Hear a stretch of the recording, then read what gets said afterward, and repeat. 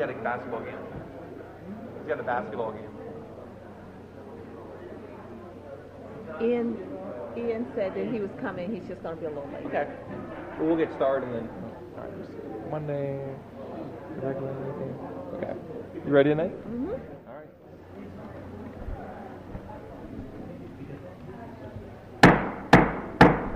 right. Good evening.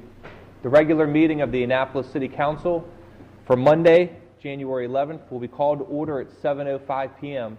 At this time, would everyone willing and able please stand for the invocation given by Alderman Paone, followed by the Pledge of Allegiance. Heavenly Father, we thank you for this meeting this evening. We thank you for your many blessings. Please guide us in our deliberations this evening as we go over the city business and deliberate as best we can. And please guide us in our deliberations. Amen. Pledge allegiance to the flag of the United States of America and to the republic for which it stands, one nation, under God, indivisible, with liberty and justice for all.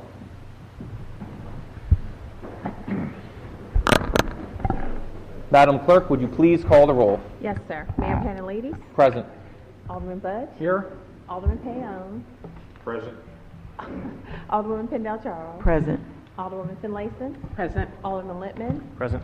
Alderman Kirby, Alderman Pfeiffer, Alderman Arnett. Present. Mr. City Attorney, would you please present our first item? Mr. Mayor, the first item on the agenda is the approval of the agenda. At this time, I would entertain a motion to withdraw Ordinance 0716, or I take that back. I would entertain a motion from the floor on that. All right. Seeing none, is there a motion to approve the agenda as submitted? So moved. All in favor say aye. Aye. All opposed? The ayes have it. Mr. City Attorney, would you please present the next item? Mr. Mayor, the next item on the agenda is approval of the Journal of Proceedings for December. Is there a motion to approve the Journal of Proceedings for the regular meeting of December 7th, 2015? Move to approve. Second. All in favor, please say aye. Aye. All opposed? The ayes have it. Mr. City Attorney, would you please present the next item? Mr. Mayor, the next item on the agenda is a Martha Wood Leadership Award. Thank you. If I could have Miss Mary Ellen Turner and Mr. Andre Atkins join me at the center table, along with Alderwoman Finlayson.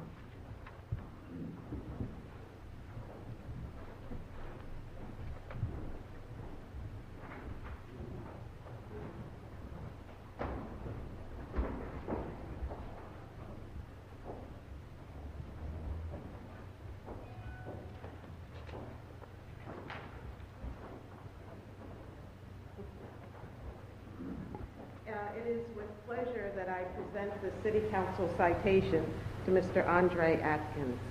It reads, on behalf of the citizens of the City of Annapolis, we're pleased to confer upon you the City Council citation in recognition of being the 59th recipient of the prestigious Martha Wood Leadership Award, showcasing many years of dedicated service to our area youth.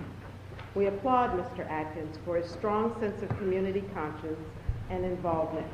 Mr. Atkins, a staunch community volunteer who planted a large garden outside of his Housing Authority residence in 2015. He cultivated the garden and encouraged neighbors, and in particular neighborhood children, to work the garden with him. Mr. Atkins educated the children on the particulars of gardening and sharing the bountiful gifts of his labor with neighbors and the families of those assisting with care of the garden. For your consistent and successful efforts in serving the youth of the Housing Authority of the City of Annapolis, we applaud your determination and honor you tonight, given under our hands in the Great Seal of the City of Annapolis, this 11th day of January 2016, signed by Mayor Panelides and all 8 members of the City Council.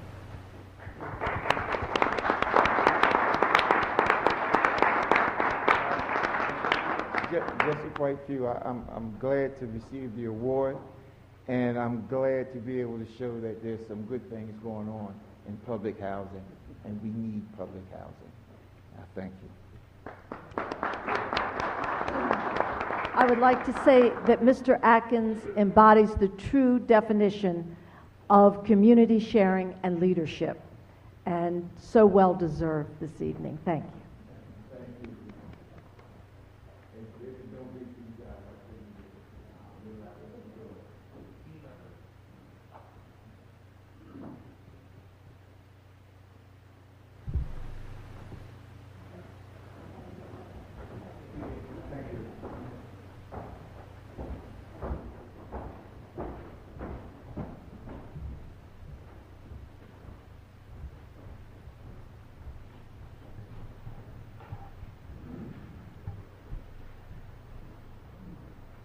Mr. City Attorney, would you please present the next item? Mr. Mayor, the next item on the agenda is petitions, reports, and communications, beginning with reports by committees. Is there any alder person that would like to present a report?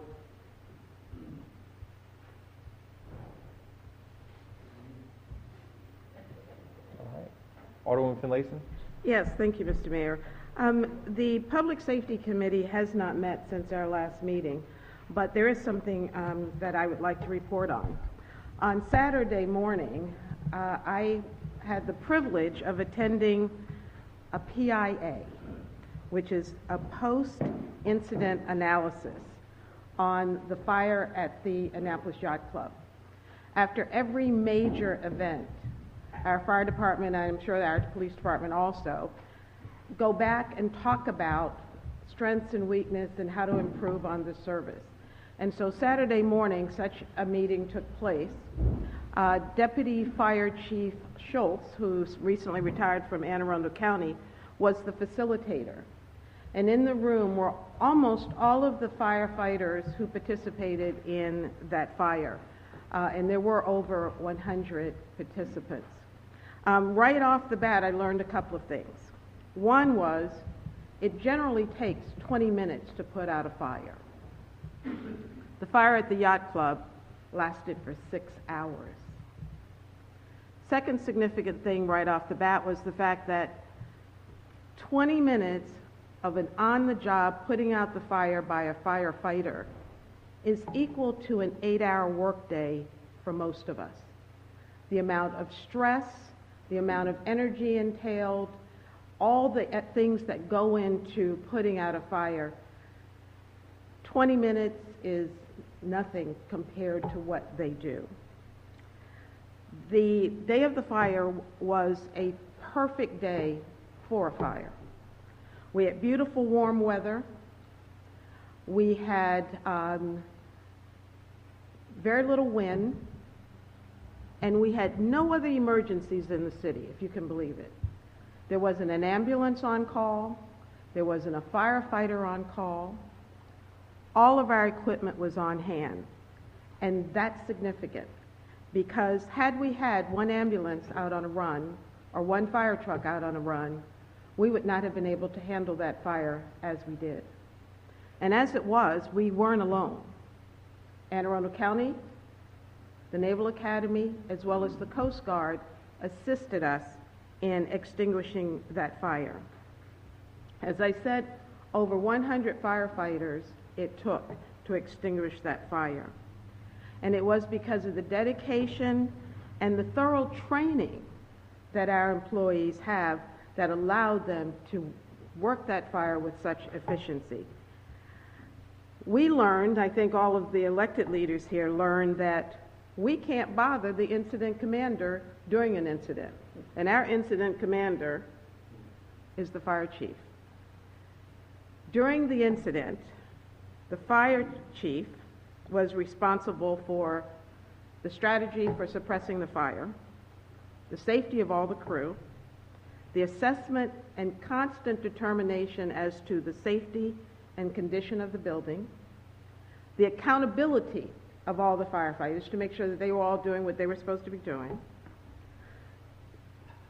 determining the tactic and whether it was time to retreat or to continue to fight the fire from within, whether we had adequate apparatus and whether that apparatus was all in place. And the apparatus included our fire boats, which was instrumental in putting out this fire. And so while we are thinking about how to talk to the fire chief, he's got all these other things that he has to do. So he didn't really want to talk to us, understandably. And that's why staffing is so important, first of all, to make sure that he can concentrate on what he needs to do, but also having the manpower. Along with the fire department, many other pertinent departments in the city were engaged. The Office of Emergency Management opened the EOC, our Emergency Operations Center. The Public Works Department became engaged, putting out signage, because if you'll recall, that was also the day of the boat parade. And so thousands of tourists were coming into town for the parade. So signage went out. The harbor master is out in Spout Creek keeping the boaters away because they wanted to come and see the fire. The transportation department had to help us because there were visitors and residents who parked downtown and walked across the bridge, or who parked across the bridge and walked downtown, and once the fire began, the bridge was closed. So they couldn't get back to the other side to wherever their vehicle was. So the transportation department kicked in and transported those people all the way around so that they could get to their vehicles. The mayor's office was on hand at the EOC to assist. And I said every department that was needed was on hand. And I shouldn't miss the police department. They were there, and not only were they there quickly, but they were already on hand because they had been deployed because of the boat show. So the police response was immediate. So I say that all of the departments were engaged. Code Red went out to residents to let them know to avoid the traffic, to let them know what roads were closed, and to let them know that the boat parade was canceled. So just a little snapshot of what I heard at the PIA on Saturday, which gave me a tremendous sense of pride that our department works hand in hand with the surrounding agencies as well as our own department, our own city department. And I'd like to end with Deputy Schultz's final comment, and I quote, he says, "The effort to aggressively extinguish this fire was monumental. Personnel did not cheat their customers." Thank you, Mr. Mayor. Anyone else? All right, Mr. City Attorney, would you please present our next item? Mr. Mayor, the next item on the agenda is comments by the general public. All right. During comments by the general public, you may speak on anything that's not already scheduled for a public hearing. The first three people signed up to speak: William Rao, Robert Beans, and John Tallman.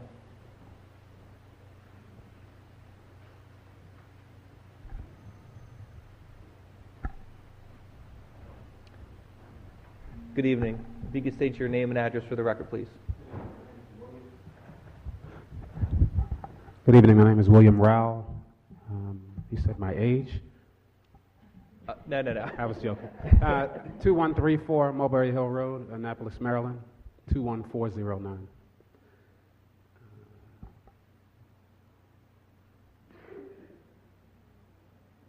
What I wanted to do today was simply not really an entire recap, but kind of a reminder.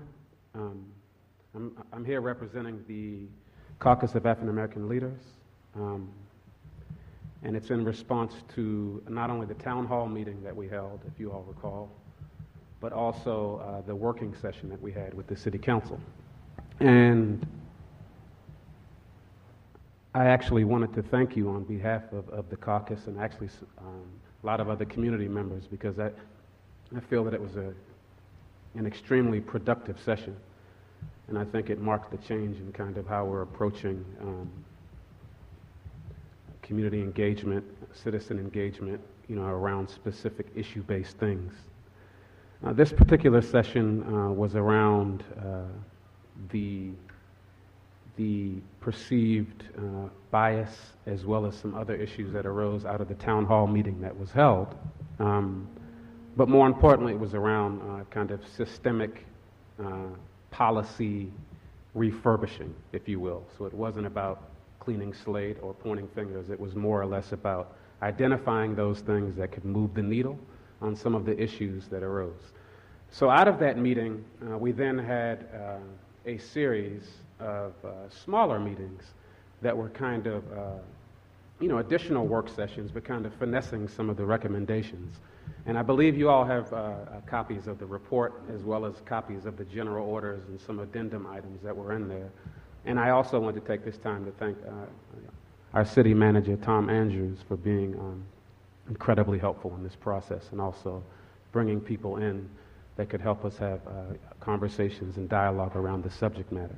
What I wanted to do was simply remind you all as a council a few of the expectations and kind of agreements that we had made in reference to the recommendations and also in reference to the report. And that was that you all would respond to the report, and in particular respond to the 3 areas that fall as policy recommendations, one being legislative, one being administrative, and the other being somewhat around public relations on some of those things that help communicate what some other arising issues will potentially be in the community and in the city of Annapolis. The second part to that is that there was an agreement that was made that as a council you all would look at some legislative items and possibly introduce some of as legislation. We detailed a few of those, such as body cams, and the other, I believe, is, do you recall the other one? There were a few of those. But out of those recommendations, there were some that we thought could be more doable, I guess fiscally, but also, in a timely manner. So that is my recommendation to you all this evening. My overarching recommendation is that we continue on the process of looking at these policy recommendations so that we can begin working on our next thing, right, which will be a seamless identification of issues that exist at the community level, but also that exist within areas that necessarily haven't arisen yet, that aren't visible to us in this room right now, but there are citizens in Annapolis that are grappling with some issues that may not be evident today, but they will visit us all in the very near future. So have a good evening and thank you. Thank you.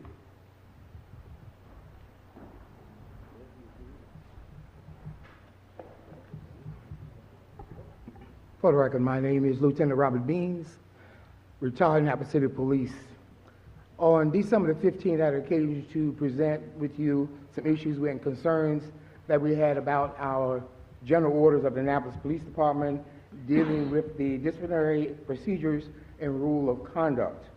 The Annapolis Police Department should require to revamp these entire policies and disciplinary procedures and the rules that outline that was passed out to everyone in the council, including the Chief of Police, Chief Pistu, who is present. And we ask that this response that was presented back then will receive a response back within 30 days. Any questions? I thank you. Alderwoman Finlayson? Yes, Mr. Beans, and I guess to Mr. Rao both. The Public Safety Committee will be taking up the recommendations, and I've asked the police chief to look at the copy of the general orders that you presented. I noted that the date was 2000, and I believe they have been updated, so we're going to be looking at what has been updated and kind of do a comparison of, where we are as opposed to where we were.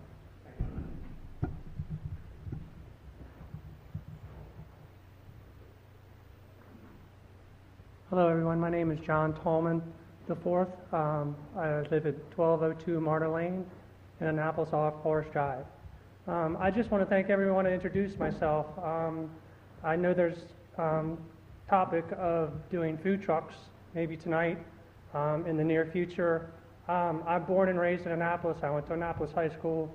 I went to St. Mary's Elementary School. This is my dream as far as culinary. I've had Miss Pindell eat from my food truck.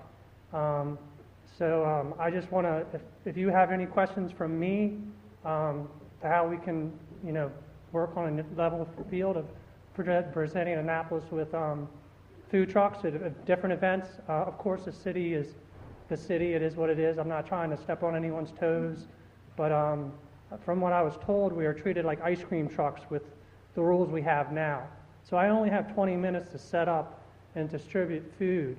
That's kind of hard if you have a deep fryer. So little issues like that, if we could, I'm here to talk to, and I can explain to you what it takes for me to set up, the length of my truck, whatever you want me to accommodate you with. Questions I have, answers all their questions.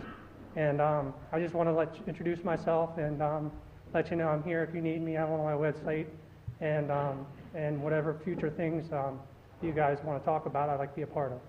Thank you very much.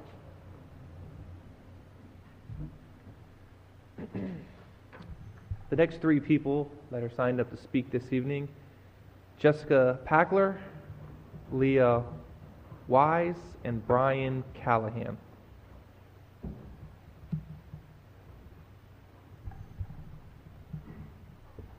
Hi, my name is Jessica Packler. I live at 506 President Street over in Eastport, and I'm here tonight, and I'm going to try to keep myself composed, but I'm here tonight because I have lived in my house in Eastport on President Street since 1999, and I love my house, and I love my neighborhood, and I love my neighbors, but you guys have to make a change. We cannot continue to live the way that we have been living, and every few years, things get better, then things get worse. Things have to change. You all need to make HACA provide safety for their properties so that the people who live in HACA properties, the people who live in Harbor House and Eastport Terrace, the people that live around Harbor House and Eastport Terrace, so that we can all live in peace and safety. It is not fair for the people who live in our part of Eastport to live with what we have to live with. Within the last week alone, we have had a shooting, we have had multiple gunfire incidents, we've had a barricade situation with the SWAT. Now, I heard very interestingly that the Public Safety Committee had a PIA about the fire, and I am not trying to put down the fire. The fire is a big deal. The Yacht Club is a big deal in the city of Annapolis.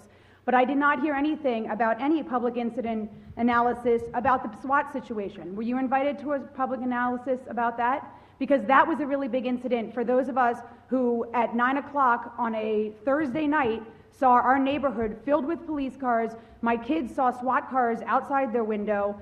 Everybody in my students' class the next day was talking about it. This isn't the way that it should be for those of us who live in Eastport. It's easy to turn a blind eye when you don't see it every day, but I see it every day. I paid good money to live in my house. All of my neighbors paid good money to live in our houses, but that doesn't even matter. What matters is that there are people on that whole area who deserve to live in peace and safety. The Housing Authority is not doing their job of providing safe housing for their residents, and it is your job as our city council and as our mayor to make them do their job. Next door to me is a rental house. If that landlord let his property run the same way that the Housing Authority runs their properties, he would no longer be able to rent out that property. It's part of city code. You all need to enforce the city code when there are multiple police incidents on a property. The people who live in public housing, 95% of them are fantastic people who are just trying to make it, who are just trying to get by, who are trying to live their lives the way that everybody else around them is trying to live their lives. But instead of that, the face of HACA, the face of the Housing Authority properties, are the 5% of people who are criminals, and the number of people who are allowed to come in and do their dirty business on the Housing Authority properties. Those properties have become safe havens for criminals, they become safe havens for drug dealers, and there is nothing being done. You have the police chief here in the audience tonight. I'd like you to ask him, what is HACA working with them on? Are they showing up to the meetings? Is anything happening to increase the public safety after everything that's been going on? We don't deserve to live this way. We deserve to live in a safe community where I don't have to explain to my children why there are gunfire incidents, why somebody got shot during the middle of our Sunday night dinner. It's not fair. It's not fair for me. It's not fair for anybody who lives anywhere in the public housing or around the public housing. And it's not fair for our city. Every single person who lives in this city has their property values affected by this type of gunfire. When you have people that are moving out on a regular basis because they don't feel safe in our neighborhoods, that's a problem. And there are many things. I'm not saying that you should just do this and not worry about anything else. Your job is comprehensive, and I know you have a lot on your plates, but public safety has to be your number one priority. And to spend hours and hours not dealing with this is just not okay. So I'm here to ask you to please, our lives matter. Everybody's lives matter in Eastport, and you cannot continue to turn a blind eye to what's going on in the housing authority's properties. They need to be held accountable. They need to be forced to provide safe housing for them, for their people, and for everyone around them. Thank you. If you have a second, Jess. Yeah. I invited the police chief here tonight to address some of that. There's been a lot of talk on social media, Facebook and Twitter about the crime in Eastport. And I can assure you, my colleagues on the council, we talked about it at lunch, we're very well aware of it, and we're taking serious actions. Chief Priestoup was with the city manager and attorney and I earlier today. We talked about stepping up enforcements in that area. Eastport already has a dedicated net team, which is doing good, but obviously we need to do more work on that. The chief has some statistics he can go into later if you would like, but the one thing we're finding is that we're arresting the people who are doing the crimes. It is increasing, and it's a problem. But if you look at the ones that are committing the crimes, we're closing a large number of them. Most of them came from 2 people. We've already arrested one of them. There's a number of other investigations going on. I think about 80% of them are domestic. And as soon as we find the people, we're arresting them. So that's one level of satisfaction. In terms of HACA, I don't know if there's ever been a mayor who's put more pressure on them than me. And I agree. In terms of removing board members, demanding inspections, being the first mayor to ever drive the DC to talk with HUD, and saying that every child that lives in that property deserves a safe neighborhood just like anywhere else in the city. So we're holding their feet to the fire. And they will be here on the 25th to present in front of the whole city council, the next city council meeting. And I encourage you to come by, and we're going to have a very frank and tough conversation with HACA, their board, and the fact that they're not living up to what they should be. Okay, well, I thank you, and I appreciate that. And I appreciate that you're doing the inspections. I know that my friends that live there appreciate it too, because they're tired and living in the conditions of the apartments that are kept there. And the other thing I'd like to, I don't know if you have the stat with you, but I'd like to know the number of the ones who have been arrested.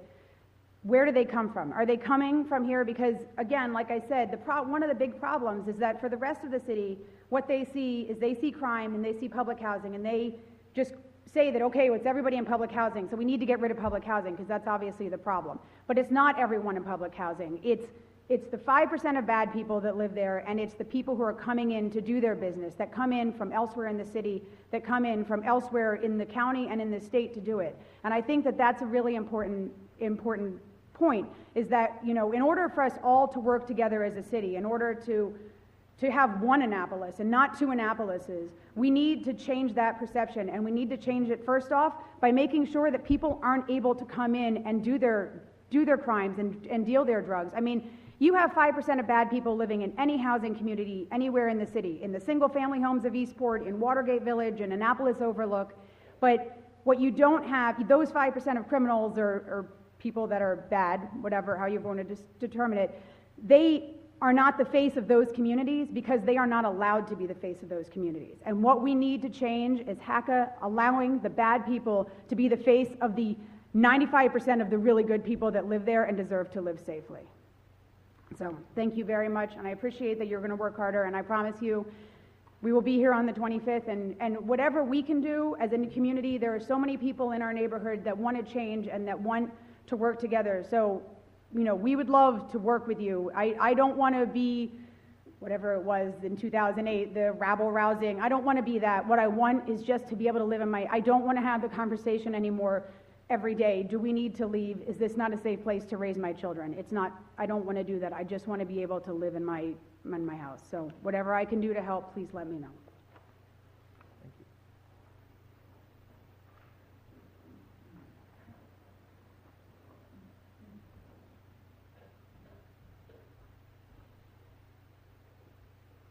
Good evening. My name is Leah Weiss. I'm at 212 South Cherry Grove Avenue.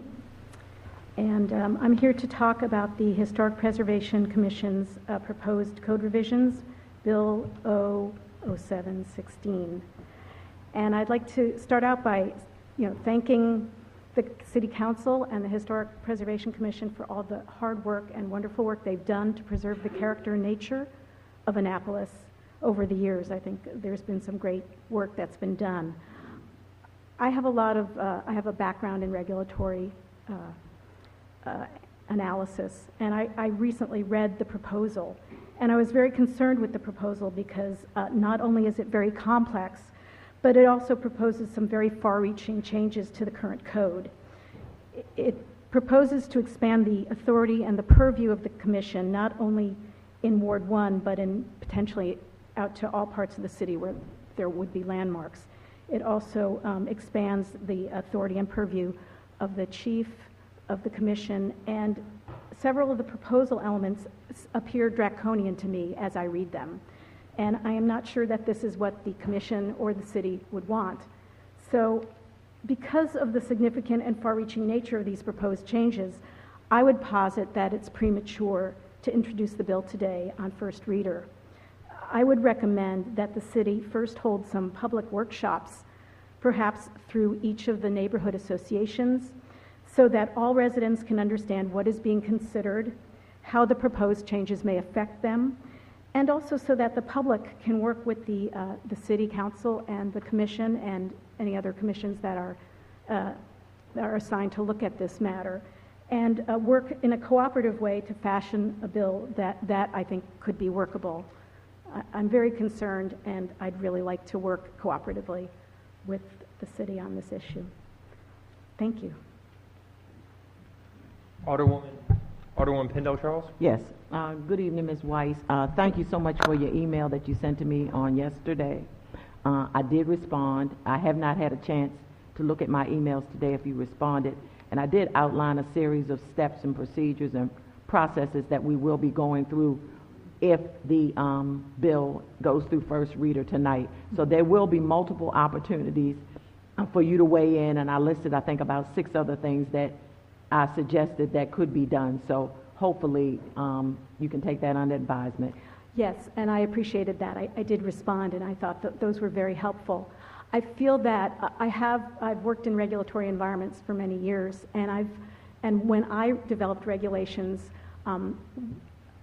my state instructed us to do what we called rule reviews before the regulations went public, before they were introduced into a first reader type of process.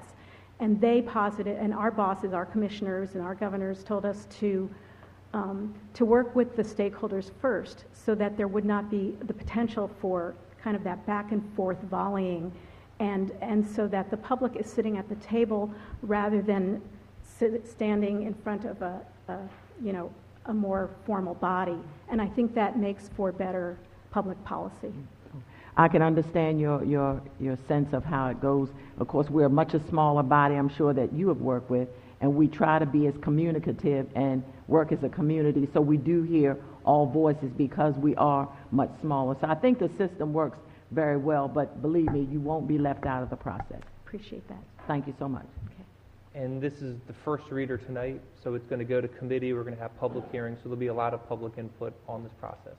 I can Thank you assure very you of much. that. And as I indicated before, we also have the luxury oftentimes, especially recently, we've opened up public hearings for multiple months. So this isn't the end of it, and it could proceed as planned and even added on to. Okay, thank you very much. Alderwoman Finlayson? Yes. You said you had some recommendations. Did you send them to us or just to Ms. Pendle Charles? Or? Specific recommendations on the substance of the regulation or Yes. on the process? On the substance. No, I don't have Okay. anything on the substance as of yet. I certainly will provide pages of comments on that. Sometimes we don't know the right questions to ask, so that's what Would you like that? Would you like me to Sure. submit that to the council? Mm-hmm. I would be happy to share my comments.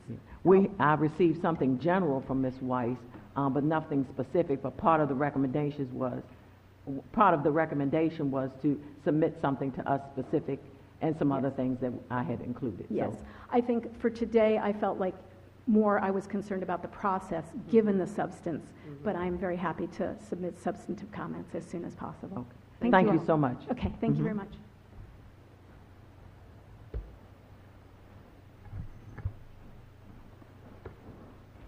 Good evening, Council. Brian Callahan, 49 West Street. I want to thank you all for your service. I'm here tonight to speak on a couple of issues. One, the food trucks. I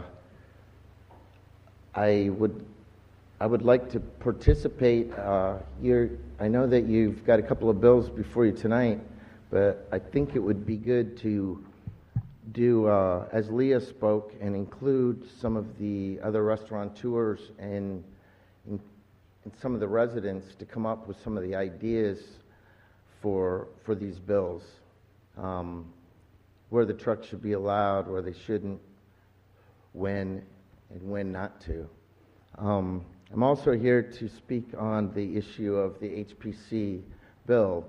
I saw that it was the first reading tonight, but I was here for the meeting, the public meeting they had, and many of my customers and friends and acquaintances came and spoke that night. I feel like many of the concerns have not been addressed, and I would hope that we could, as Leah said, Ms. Weiss, be more inclusive and try to include more of the builders, the architects and business owners, as well as residents. I know that some of the HPC, some of the people regarding this bill met with WARA, the Ward 1 Residents Association, but some of the changes in this affect actually other wards. It can affect a much greater aspect than just the historic district. And that is a big concern, and I think more residents would be concerned if they knew of that. So I guess I'm here to just address those, or let you know that I'm concerned, and I hope that you will be as well, and to also offer to continue to participate. Like I said, I was here for the big meeting we had right here in this council, but I wasn't at the Ward 1 meeting. I wasn't at the meeting that the Capitol called the closed door sessions or what. You know, I've been very involved for the 21 years I've had my business, and I would like to just offer to continue to participate. Thank you. Before we go on with the public hearing, somebody left an iPhone in the bathroom, so if it's yours, you can come up and claim it. The next three people signed up to speak are Juliet Thompson, Bevan Buchheister, and Omar Saeed.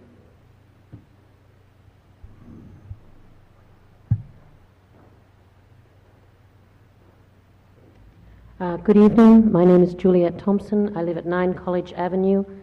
I'm here about the Ordinance 716, which is the updating and amending the City Code with respect to the HBC. From what I can gather from this, and my biggest concern is it appears to be a reduction in due process. The way it's outlining, it gives the Historic Preservation Commission more administrative rights and less public input, less opportunity for public input. As a homeowner, I've been here for, I've owned my own home here for 16 years. I've done all the renovations on my house myself. I have gone through the process of dealing with the HBC and being in compliance every step of the way. And I can tell you what an arduous journey it has been at times. And from my perspective as a homeowner, I can see that the HBC has developed more administrative rights in the last few years than they had before. And I see a lot of homeowners not having to go through the same process that I did. Now, that may be an improvement, but my biggest concern is with this lack of public input, we are resulting in potentially giving the HPC a little more power than we expect. I think we need a better understanding of the language in this ordinance. It has some far-reaching effects, and I think we just need more time to digest this, the language, and see what it actually means to the people who live here and the people who work here. I really don't think we have a clear understanding of it at this time, and we need more time to go through it. Because when you look through it, there is things that you could interpret differently. And I think it's these interpretations, which is how law is often dealt with, is through interpretation, that we need to have a heads up before this goes further down the line. So just as a homeowner and someone who's been very active with historic preservation, I just wanted to express my concern tonight. Thank you.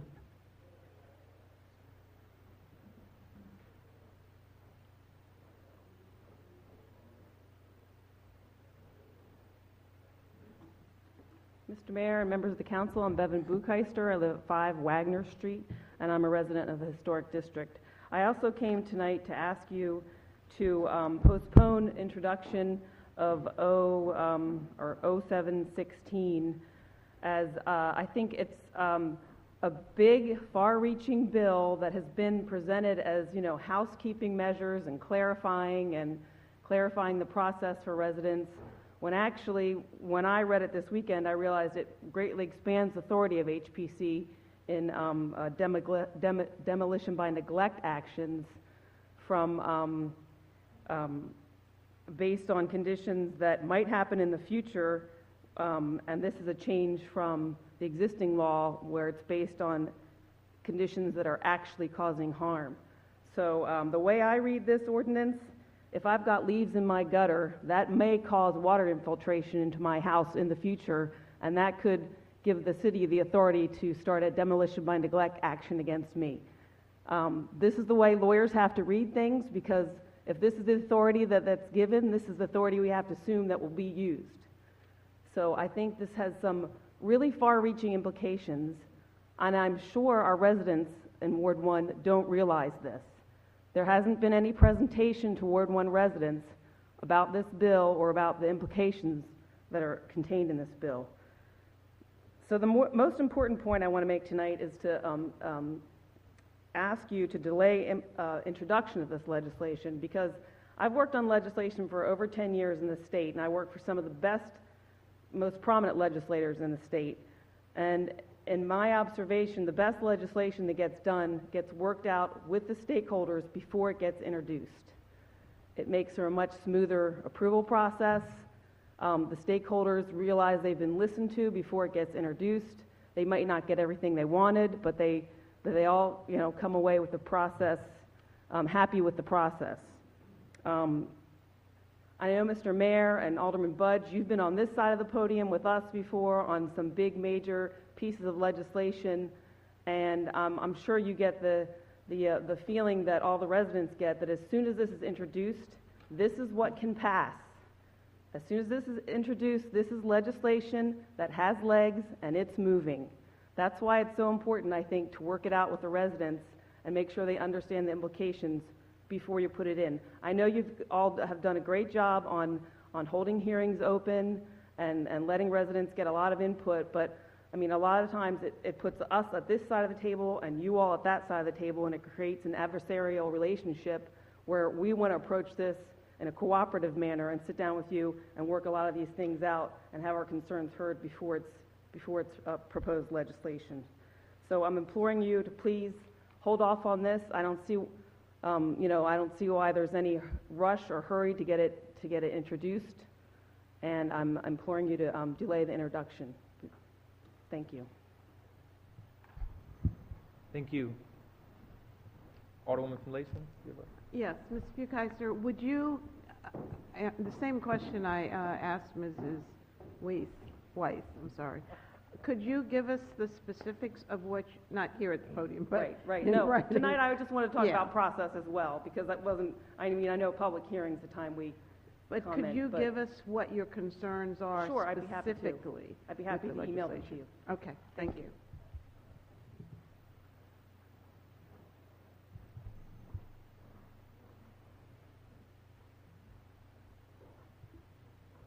Hello, my name is Omar Saeed.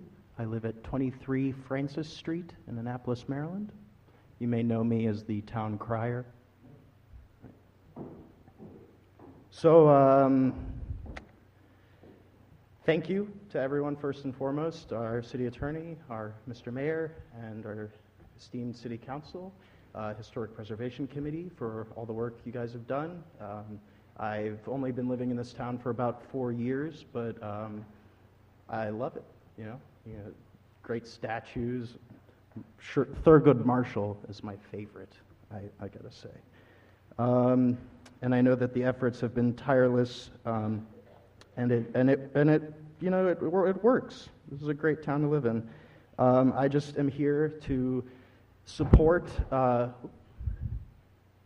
and I agree with the statements made before me, that there might be, well, actually, wait, what does first read mean exactly?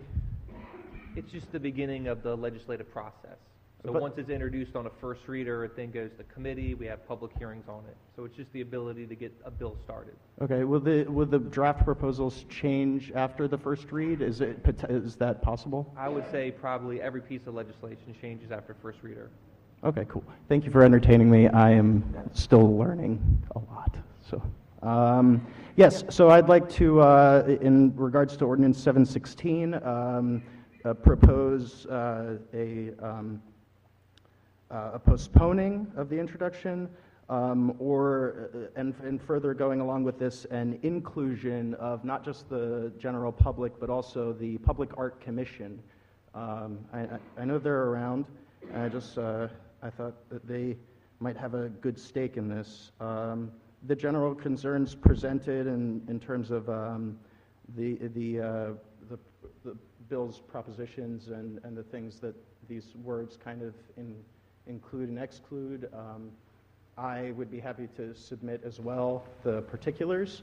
I know I'm an artist, but as an actor, I do understand this language, and you know, George Bernard Shaw used it a lot. So, but the notion of I know this is probably jumping the gun, but I'm just wary and concerned of the potential kind of colonial Williamsburg aspect of these proposals, and you know, we live in a still alive today town. The people here are still alive, and they wish to see the forward progression of humanity, not just in these big metropolitans, but also in our small townships. So again, thank you guys. I will more specifically mark out the detailed points and submit them to wherever I can. Yeah. Alderwoman Pendell Charles? Yes. Mr. Saeed, do I recall you speaking at the Historic Preservation Commission meeting back on December the 8th? Yes, I did. Okay. Thank you. Thank you. That was the last person signed up to speak. If anybody else would like to address the council, please come forward. Now is your opportunity.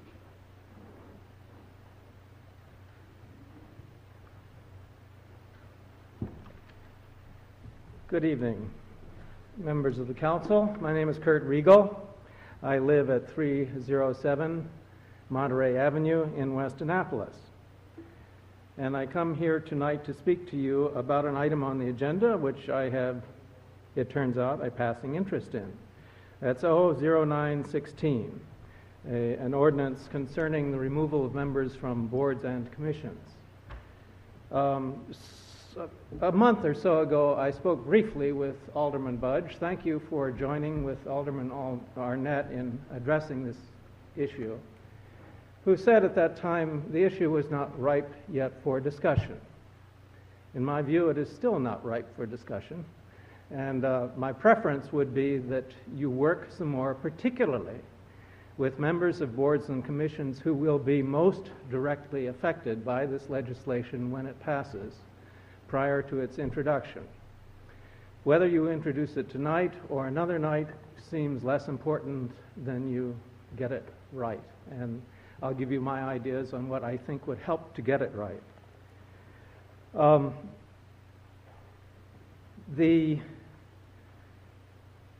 The ordinance should deal simultaneously with two matters: removal authority, which it already deals with, and an ethics statement which provoked the entire controversy that the city has been dealing with since. And I really, really think it's wise to get direct input from members of boards and commissions, advisory boards and commissions, who will be most directly affected by this. Let me make a distinction between purely advisory boards and commissions and those with regulatory powers. They are quite different and should be controlled in quite different ways. The actions of those with regulatory powers are severe and can have long-lasting consequences for the city. The actions of advisory committees, not so much. Advice is something you can take or leave, and we are accustomed to having our advice left as often as it is taken. We wish it would be taken more often, but that's the way the chips fall. In my view, the first draft of this ordinance fixes problems that do not exist and fails to fix the actual problem. Furthermore, and most disturbingly, in its present form, it has chilling effect on citizens who might want to serve as volunteers. So what problem really needs to be solved? I think there are two. One, a flawed ethics paragraph, one paragraph that just needs to go away, and a wildly unwise and disproportionate action by both the Ethics Commission and the mayor. Some fundamentals. The time to get good membership on these commissions is before appointment and confirmation, not after. Work is merely advisory on these commissions. Potential harm to the city from errors is minimal. It's only advice. It has no regulatory power. Members should serve full terms unless truly extraordinary and clearly damaging events occur. The appropriate response to bad advice is to disregard it. Terms will expire soon enough. Reappointment and reconfirmation can be withheld.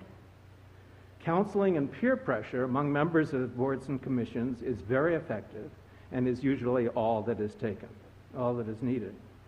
Removal should occur only as a last resort, only for grievous violation of law doing substantial harm to the city. And as I say, for advisory commissions, this just is not the case. It's very important, and this is the most important point probably I want to make tonight. It's very important that checks and balances be built into the ordinance so that neither the mayor nor the city council can act unilaterally without consultation and consent by the other. And that appears not to be the case here. There seem to be two independent tracks. Either the mayor or the city council can unilaterally act, and I think that is unwise governance. The solution, I think, is a simple and lean ordinance, the least that is necessary to address the problem of advisory commissions, and I'm speaking only of those advisory ones. Regulatory ones are a different matter, and I leave that off the table for the moment. The ordinance should repeal paragraph 2.08.060, call for removal for cause and by procedure, defining very few causes and very clear and very simple procedures with checks and balances and appeal. I have written testimony that I'd like to submit for the record. Thank you. Thank you. Is there anyone else who would like to speak?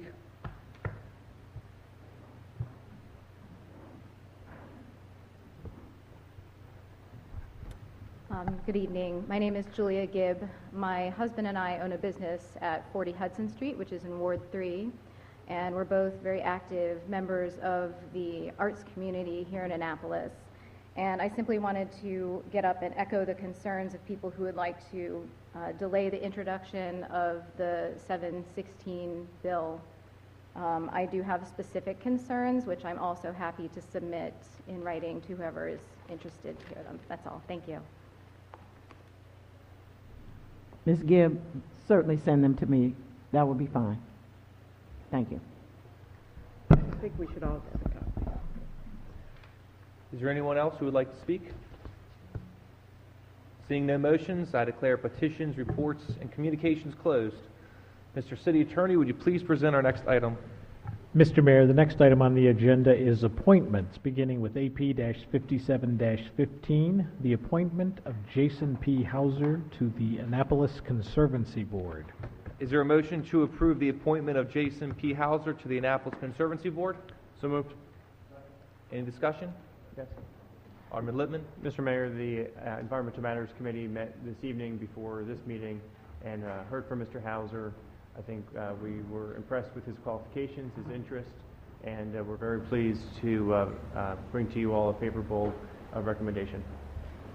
All right, thank you. Anyone else? All in favor? Do you want to come say hi? I do, I'm sorry. Oh. Which is why I left. Oh, there you go. That's right. All in favor, please say aye. Aye. All opposed? The ayes have it. Mr. City Attorney, would you please present the next item on the agenda? Mr. Mayor, the next item on the agenda is a public hearing on Resolution R-31-15, rental unit licenses. There was nobody signed up in advance to speak. If you would like to address the council on this subject, please come forward. Seeing no motions, I declare the public hearing on R-31-15 closed. Mr. City Attorney, would you please present our next item? Mr. Mayor, the next item on the agenda is legislative actions on second reader, beginning with Ordinance O-41-15, a comprehensive zoning district map amendment and technical update.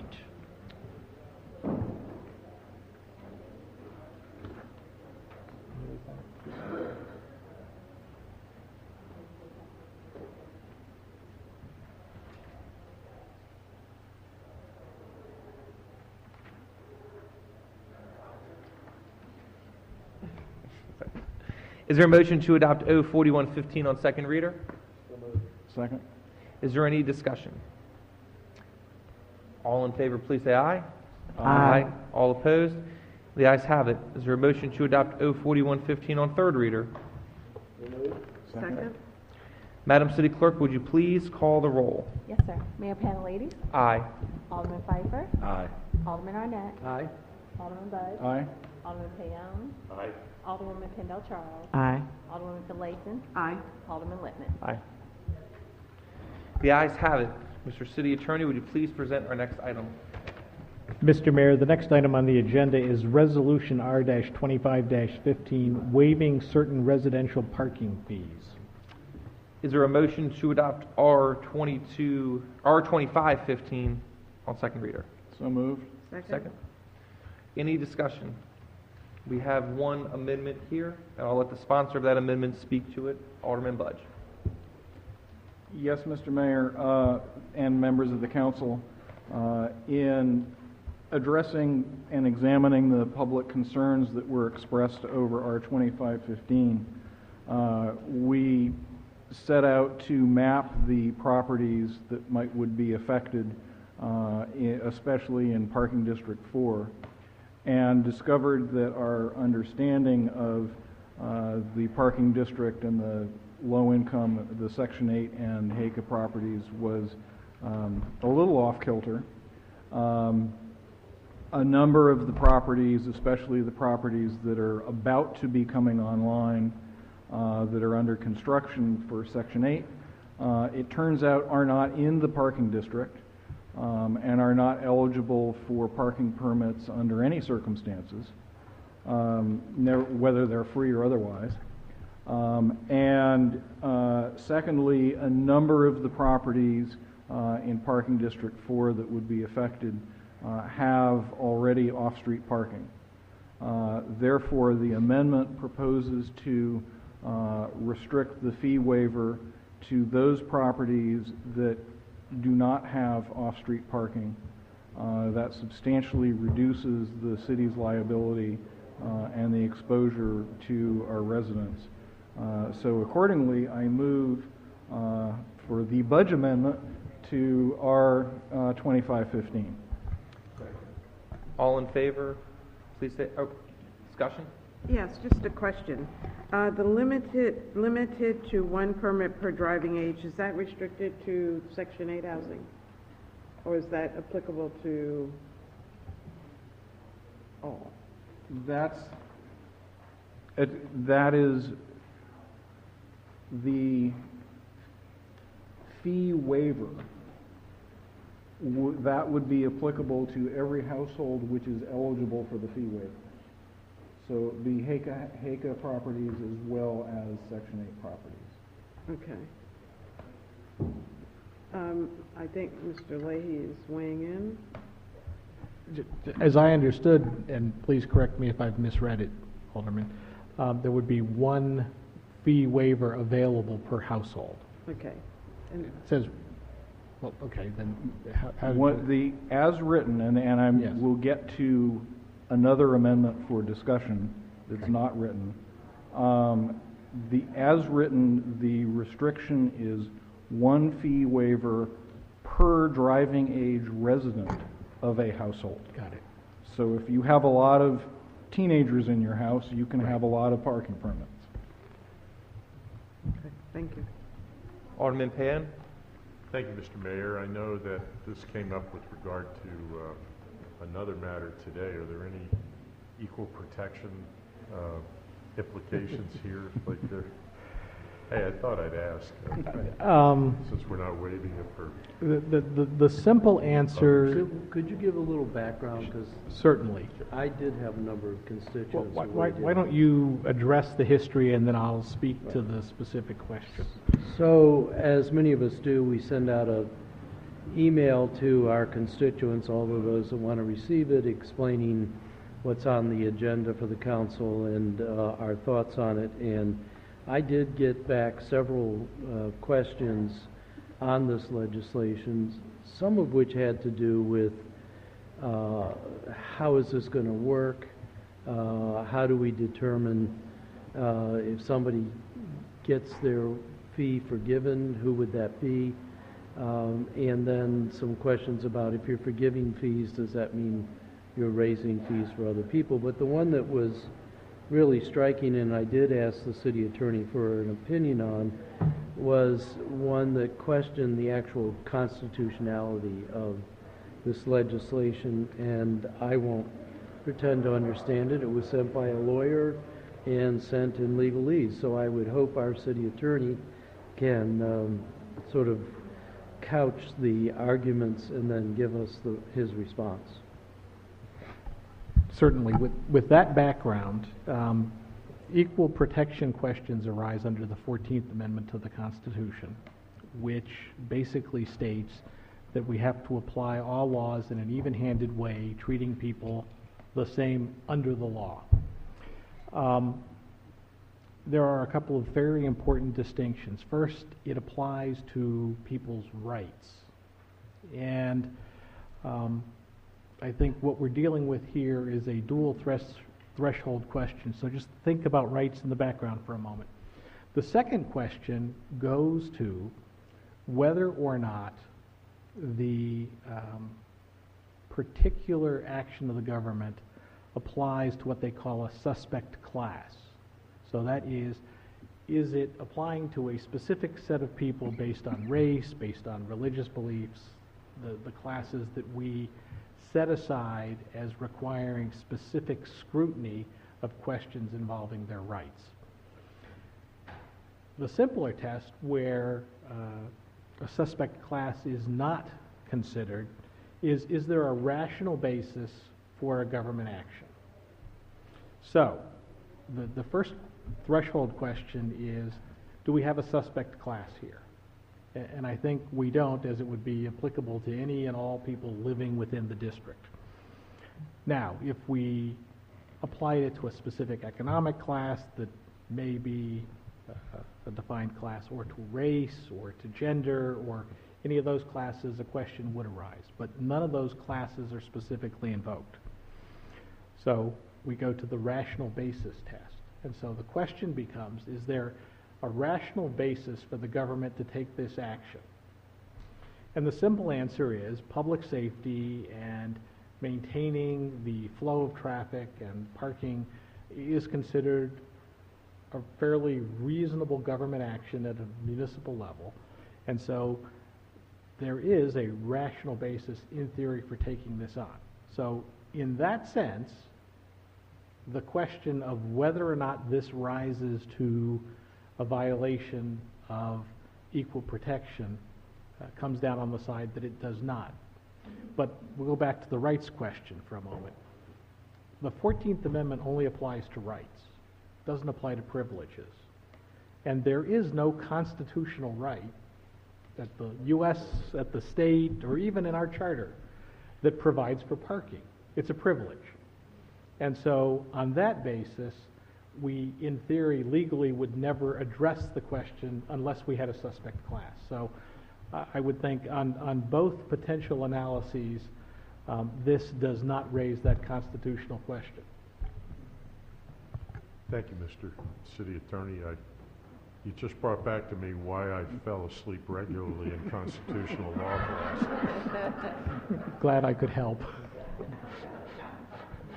But as it happens, this particular constituent owns rental properties in Ward 1 that are quite often rented to students who are most often poor.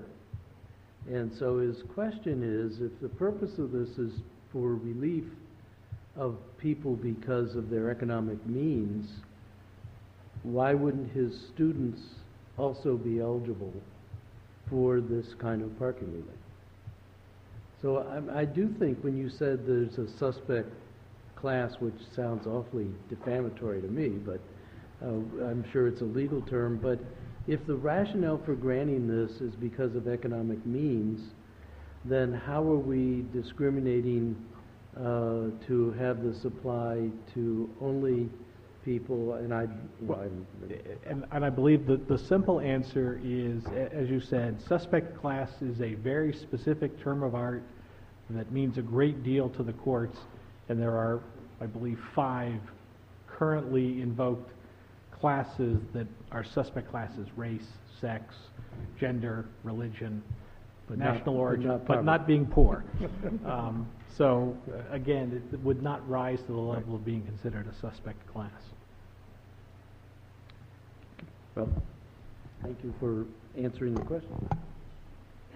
So with that, and thank you for giving me my second favorite line on constitutional law, the first being a telephone has no constitutional right to be answered.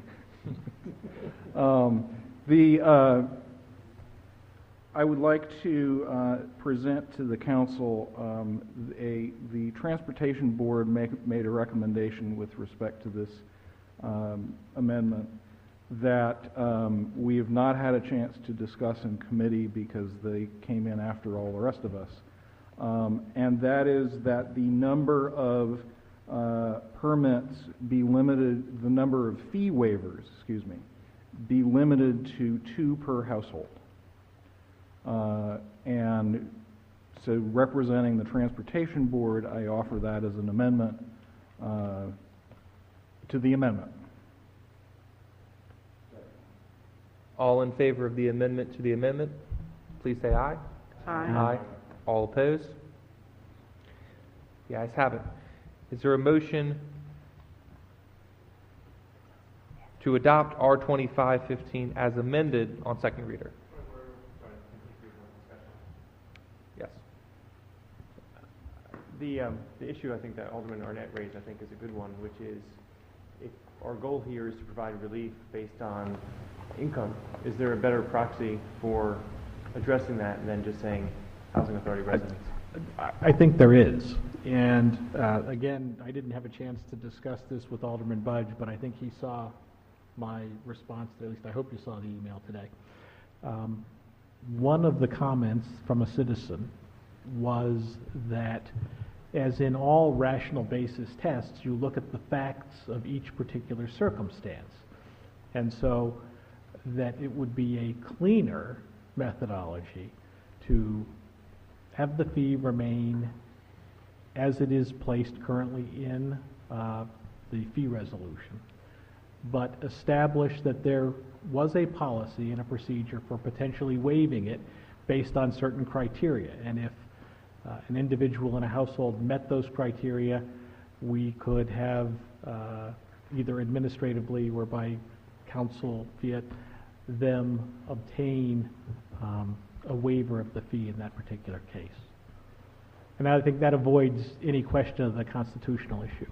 Well, one, I think it's good to try to avoid constitutional issues if we can, but two, I just think it's better policy.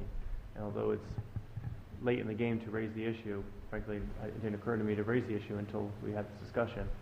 And I think there are people who are poor that do not live on housing property that should be entitled to the relief that we're providing. And so I propose that we continue this discussion and vote on this resolution until we could see wording that better addresses the issue that's trying to be addressed, specifically for the Inn Commission. Is that a motion? That is a motion. Second. Discussion? Well, for me, there's other reasons to continue discussing this, and that is, implicit here is that when fees are forgiven, since these fees are based on cost to the city, either the makeup for that comes by raising fees for others, which this does not do, or it comes out of the general fund, the shortfall, which means that it comes largely out of property taxes.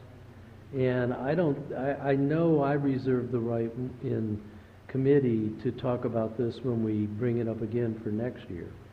But it does feel to me that this has much broader consequences or potential consequences than just the simple forgiving of fees for a certain class of people.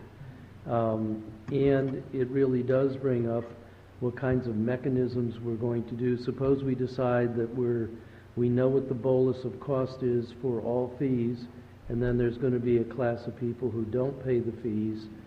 How are we re-engineering the fees so that other fee payers pick up that slack? And so I admit that I was surprised at the amount of feedback I got from a relatively small number of responders to my email, which is pretty typical, a relatively small number, but there really were a number of serious questions that were raised over and above this constitutional issue. So for that reason, I would support further deliberation. Alderman Budge? I have a couple of concerns about about generating criteria to apply here. First of all, is what are those criteria, and who's going to generate those criteria? Are my colleagues on the other side of the dais volunteering to come up with those criteria?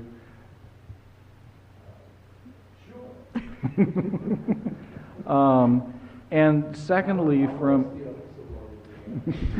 he said it was easy, right? The job's always easier when somebody else has to do it.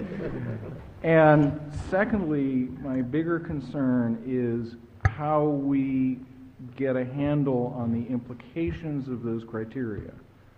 In this particular case, as this resolution is presently amended, we can draw a pretty good line around how many households are eligible and what the cost to our city is going to be for waiving those fees, and estimate what we need to do to compensate in the fee charges later, as we go down the road. If we come up with other criteria that apply across all parking districts throughout the city, this has the potential of exploding out of control, and then it kills the whole thing, and we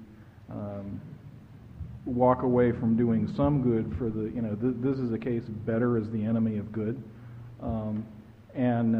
So, it's not a guarantee that that's going to happen, and I'm perfectly willing to postpone so that we can consider this, but those are pitfalls that I foresee that I look forward to having resolved when we come back with criteria. Alderwoman Pindell Charles? Yes. I am a co-sponsor of this piece of legislation. However, I'm hearing more questions raised than answers answered. and I'm inclined to postpone it. Even if we end up coming back to where we are right now, I think taking a second look at this would be appropriate. If there's no other discussion, I believe it's been motioned and seconded to postpone this legislation until you have a date certain. Any suggestions? I don't think next meeting's going to do it. Next meeting is the 25th. We can say the first meeting in February. First meeting in February. First meeting in February. All right. All in favor of postponement, please say aye. Aye. Aye. All opposed? The ayes have it. The motion is postponed. Mr. City Attorney, would you please present the next item on our agenda? Mr. Mayor, the next item on the agenda is Ordinance O-52-15, Police and Fire Retirement Plan Commission. Is there a motion to adopt O-5215 on second reader? So moved.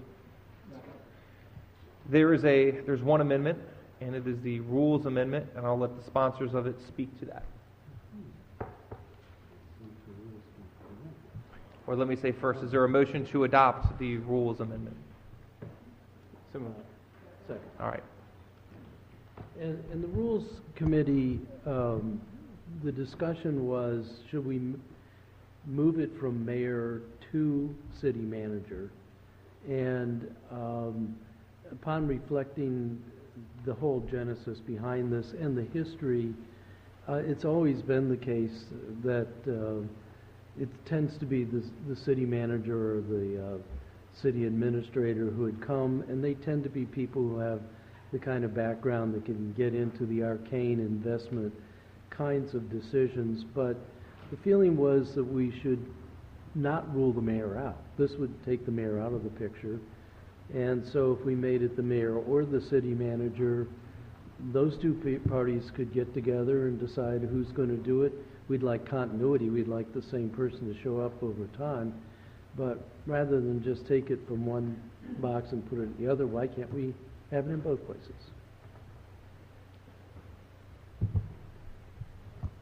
I would agree. I'm in favor of the amendment. Anyone else have any discussion on it? All in favor, please say aye. Aye. Aye. All opposed? The ayes have it.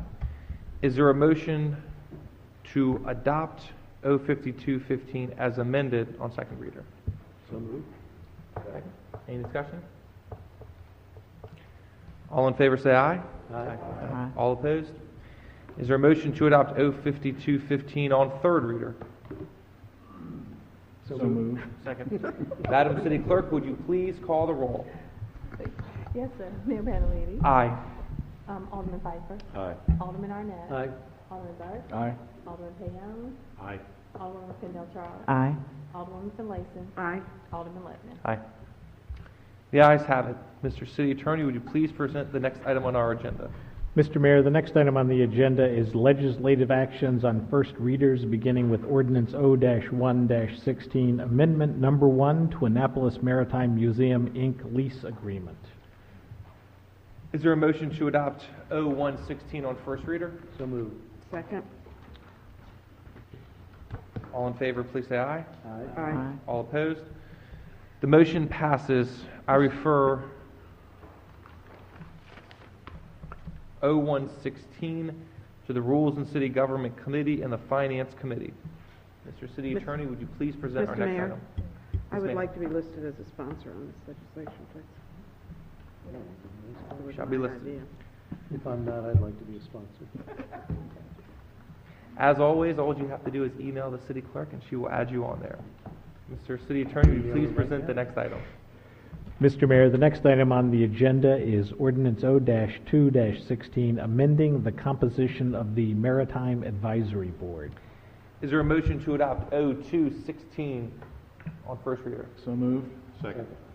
Any discussion? All in favor say aye. Aye. All opposed? The ayes have it. I refer O-2615 on first reader to the Rules and City Government Committee, Environmental Matters Committee, the Maritime Advisory Board, and the Annapolis Conservancy Board. Mr. City Attorney, would you please present the next item on our agenda? Mr. Mayor, the next item on the agenda is Ordinance O-3-16, Stevens Incorporated lease of 142 Dock Street. Is there a motion to adopt O-316 on first reader? So moved. Second. Any discussion? Thank you, Mr. Mayor. Colleagues, I suggest that this legislation is not ready for our review. Regarding our longstanding general habit of voting in favor of something on first reader, even if we disagree potentially with the policy or with intention of voting it down or amendment, I don't think that we can agree on what the facts are in this case, and that's why I'm particularly concerned about even introducing this on first reader. Last week, with questions that I had, I called our law office and I spoke to a representative of our law office who said the law office couldn't even provide a parcel map, couldn't show me a map that shows where on the Stevens property this land exists. It was not clear to me what our rights are under this lease, our potential interest and ability to get out from this lease. If you recall, if you've read it, I'm sure you all have, this is a 99-year lease with a $10 annual payment. I don't have a sense yet of whether that is $10 in 1821 dollars with an escalating clause. My understanding is it is not. Right. Yeah, these are pretty big questions, and I think until we can get a handle on, in some sense of, okay, we know what we're dealing with here, then let's proceed. I don't think we should even start the legislative process. Alderman Budge? I think that Alderman Littman raises a number of excellent questions which we need to pursue. I disagree, however, with holding this back from the legislative process. Part of the function of the legislative process is to develop questions and answers. And certainly these questions need to be addressed. And if they can't be addressed, we need to develop strategies to deal with them. If we're not sure exactly what land it is we're leasing, I'm sure the law office needs to come up with a reasonable strategy on how we make this work, because I don't think any of us want to be in the position of calling up the Stevens family and say, forget it, all bets are off. That's not a good way to run the city either. So I think we should proceed with this on first reader, address our questions through the committee process and in our one-on-one conversations with the Office of Law, and get it all out in the open. I agree with Alderman Budge. Thank you, Alderman Mr. Arnett. Mayor. I agree with Alderman Budge as well, and it seems to me this is a recurrent theme throughout a lot of the public testimony. Withdraw things before we have a chance to discuss them so that we can have a chance to discuss them. It seems to me the very purpose of putting things on first reader is to open the legislative process and begin the discussion. And I understand Alderman Littman's points, and I think they're valid, and I know he understands his points better than I do, given his legal profession and his background. But I agree with Alderman Budge. Let's introduce and then let's have a discourse on this. And I would make that same argument for all the other pieces of legislation. The first order of business is get it introduced. I'm sympathetic to people who said they want to have more input on different pieces of legislation, and the right time to do that is a public hearing on that legislation and all the committee hearings, and if we need to go out and get other hearings in the community, we can do that as well. And I think we probably will, because believe it or not, when our constituents speak, we do listen. We may not do it the way they want it, but we do listen. So I think the 110 Compromise Street's a perfect example of that. Mm-hmm. Alderwoman Finlayson? Yes, is this legislation time sensitive? I don't believe so. I believe it expires in 2020. Is that 2021? Is when the current lease expires? Yes. And this is the third 99-year lease or second? Third. This has nothing to do with the new business going into the building? No. Okay. No. Okay, thank you.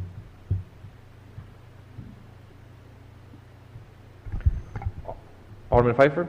For one thought, I know there's been obviously lots of conversation about this. I mean, I do think, while in practice we do tend to have this thing, I described it as the Alderman Israel rule, right, which is that any legislation is always improved going through the process and being amended, often rewritten completely, where it may carry the same number, but it bears no relationship to what was there before. But I also do think that we should be careful about introducing things that we can't, on first reader, even give a explanation of why we're doing it, what's going on, sort of what the background is. And in this case, clearly it's a long lease, but I think it goes to people's frustrations when you can't say, oh, well, here's this.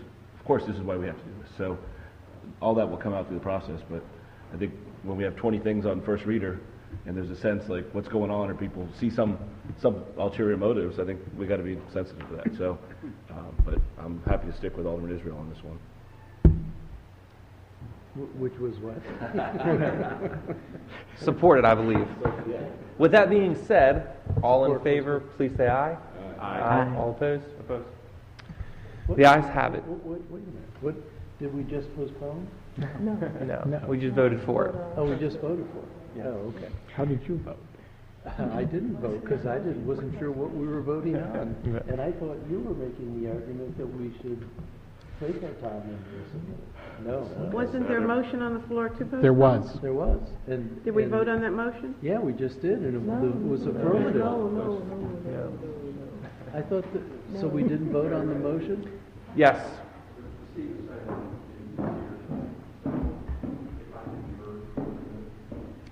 But 1 second, because we don't normally allow it during public hearings.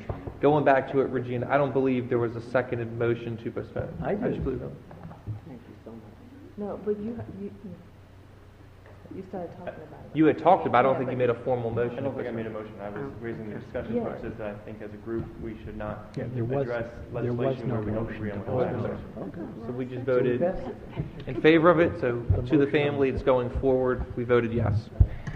And I refer 0316 on first reader to the Rules and City Government Committee, and the Finance Committee, and the Economic Matters Committee. Mr. Mayor, can you add environmental matters, please?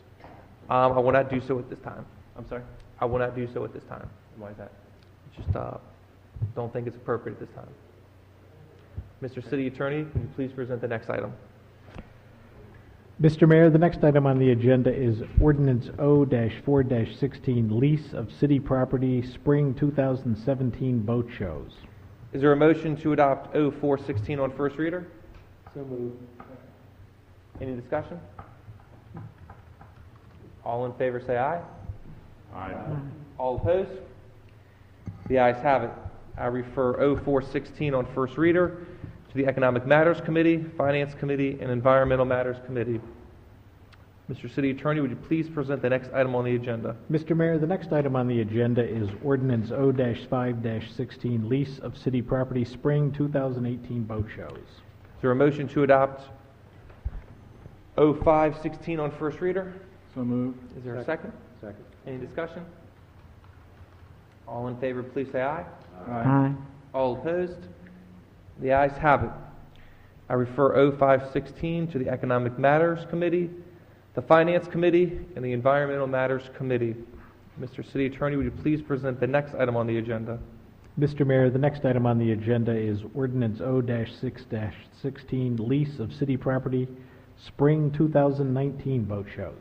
Is there a motion to adopt O-6-16 on first reader? So moved. Second. Any discussion? All in favor say aye. Aye. All opposed? I refer O-6-16 to the Economic Matters Committee, Finance Committee, and the Environmental Matters Committee. Mr. City Attorney, would you please present the next item on our agenda? Mr. Mayor, the next item on the agenda is Ordinance O-7-16, Chapter 21.56, Historic District. Is there a motion to adopt O-7-16 on first reader? So moved. Second. Any discussion? Alderman Budge? Yes, Mr. Mayor, a couple of points. First of all, I need to make a statement that my colleagues are already aware of, but the public may not be, that my spouse is the chair of the Historic Preservation Commission, and most voters are aware of that when they elected me, but it's important that everybody understand that this relationship exists. That being said, I would like to address some of the comments that we heard earlier. First of all, as Alderman Arnett mentioned, it is common practice for us on these large pieces of legislation to hold town hall meetings, to hold workshops, and we certainly look forward to doing so on this legislation and collecting input. The Historic Preservation Commission held 2 public meetings on this legislation before submitting it to the council. The process is clearly not over. There is a lot more work to be done, and we look forward to receiving comments from all of the interested parties as this moves forward so that the council can consider them and respond appropriately. Alderman Arnett.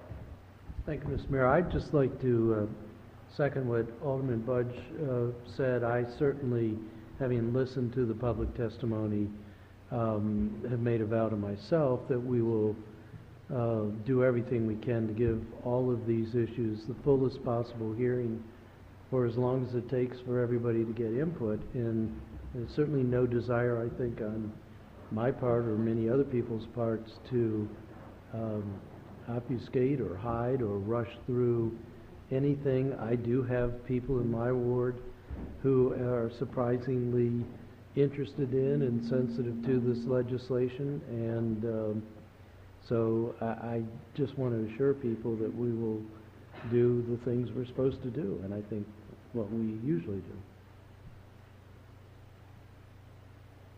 Any other discussion?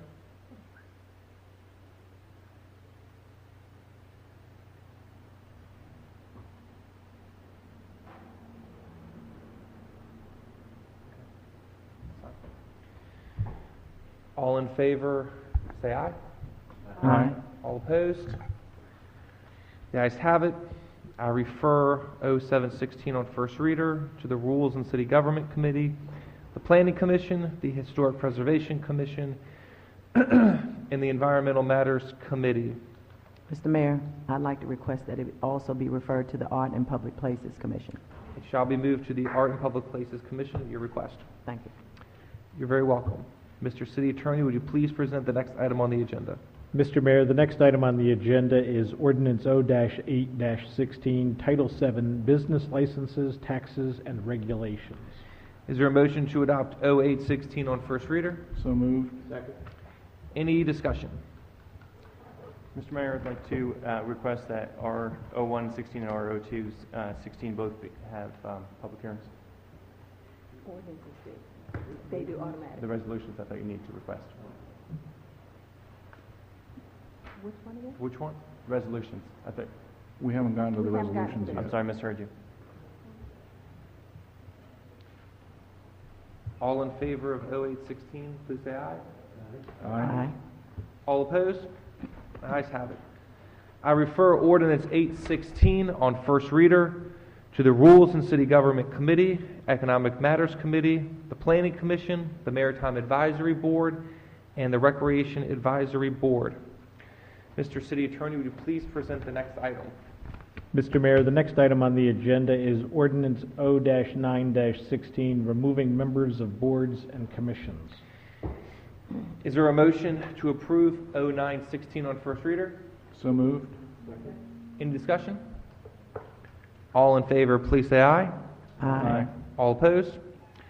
The ayes have it. I refer 0916 on first reader to the Rules and City Government Committee. Mr. City Attorney, would you please present the next item on the agenda? Mr. Mayor, the next item on the agenda is Ordinance O-10-16, Water Service Billing Adjustments. Is there a motion to adopt 01016 on first reader? So moved. Any discussion? All in favor, please say aye. Aye. All opposed? The ayes have it. I refer 01016 on first reader to the Environmental Matters Committee and the Finance Committee. Mr. City Attorney, would you please present the next item on the agenda? Mr. Mayor, the next item on the agenda is Resolution R-1-16, Comprehensive Maritime Review. Is there a motion to adopt R116 on first reader? So moved. Any discussion? Public hearing requested.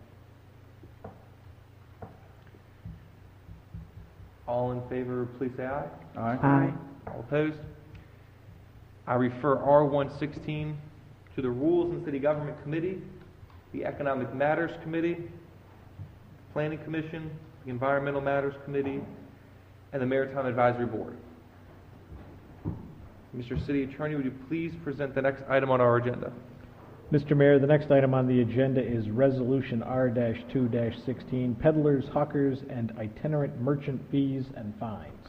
Is there a motion to adopt R216 on first reader? So moved. Is there a second? Any discussion? Just to put this in for a public hearing, please.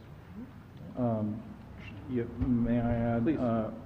R216 should be traveling hand in hand with 08, which also requires a public hearing, so no worries. All in favor, please say aye. Aye. All opposed? I have a question. Yes. Did we refer for public hearing 00716, Chapter 21-56? All ordinances have public. Oh, yes, I'm sorry. All in favor, please say aye. Aye. All opposed? The ayes have it. I refer R216 to the Rules and City Government Committee, Economic Matters Committee, and the Finance Committee. Mr. City Attorney, would you please present the next item on the agenda? Mr. Mayor, the city manager had a special request of me this evening, so I'm going to now tell you that the agenda has been completed. Alderwoman Finlayson.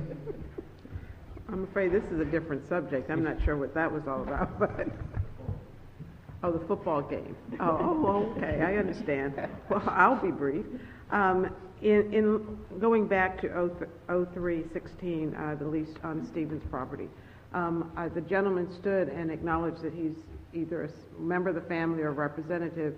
I think since he sat through this whole meeting, we should at least give him an opportunity to speak this evening. So I know this is out of order, but I would hope that you would all indulge me and allow the gentleman to speak. And we may learn something, since we seem to have a lot of questions about this lease.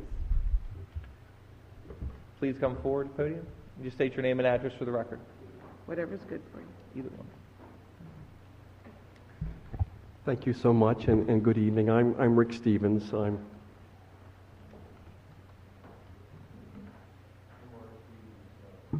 middle son, and I'm here with my brother Randy, and we both serve as officers of Stevens Incorporated. And we are moving as forward as quickly as we can with Mission Barbecue to try to get the building occupied and looking different than it does.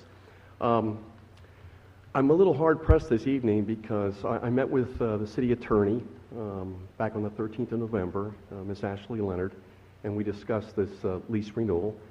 I'm a little bit of a disadvantage because even though I have gray hair, it's hard for me to explain to you what was going on in the minds of the mayor and the city council and people who owned the building at this property back in 1820, which was 8 years removed from the War of 1812. So the original lease is very difficult to read. It's in cursive.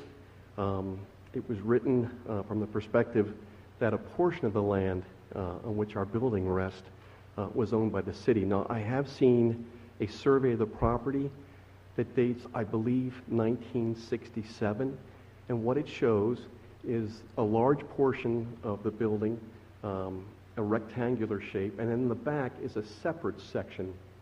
And what I believe occurred was at a time back in the 1800s, I believe the land behind our building was in fact an alleyway that serviced all the properties along the Dock Street corridor, and I think it's about 10 to 12 feet in depth.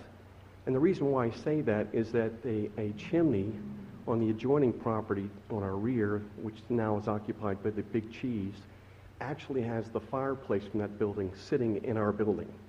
So I think what happened at some point in time in the 1800s, that alleyway may have been annexed by the people who own the building extended, and I believe that the rent portion relating to this lease relates to the annexing of that property.